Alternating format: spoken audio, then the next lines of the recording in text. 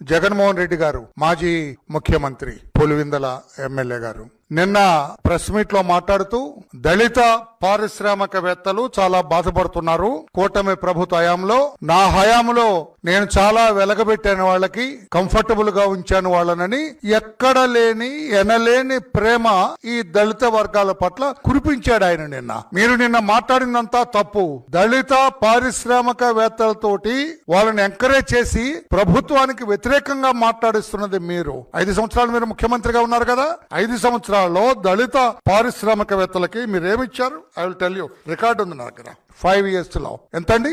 413,80,00,000 ఇచ్చారు 5 సంవత్సరాల్లో. అంటే సంవత్సరానికి సరాసరి 80 కోట్లు ఇచ్చారు మీ హయాంలో. ఇప్పుడు కూటమి ప్రభుత్వం వచ్చిన తర్వాత చంద్రబాబు నాయుడు గారి ముఖ్యమంత్రిత్వంలో దళిత పారిశ్రామికవేత్తలకి 267,69,00,000 ఇచ్చారు.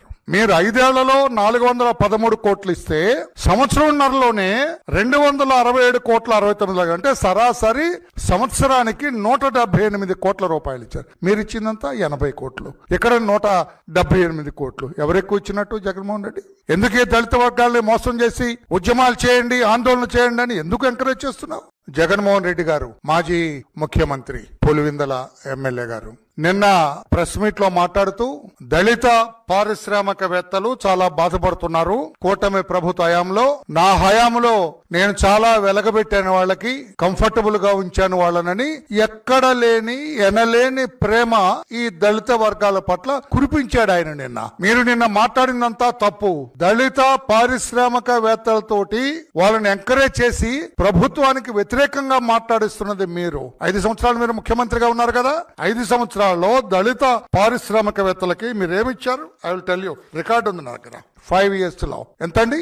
413,80,00,000 ఇచ్చారు 5 సంవత్సరాల్లో. అంటే సంవత్సరానికి సరాసరి 80 కోట్లు ఇచ్చారు మీ హయాంలో. ఇప్పుడు కూటమి ప్రభుత్వం వచ్చిన తర్వాత చంద్రబాబు నాయుడు గారి ముఖ్యమంత్రిత్వంలో దళిత పారిశ్రామికవేత్తలకి 267,69,00,000 ఇచ్చారు.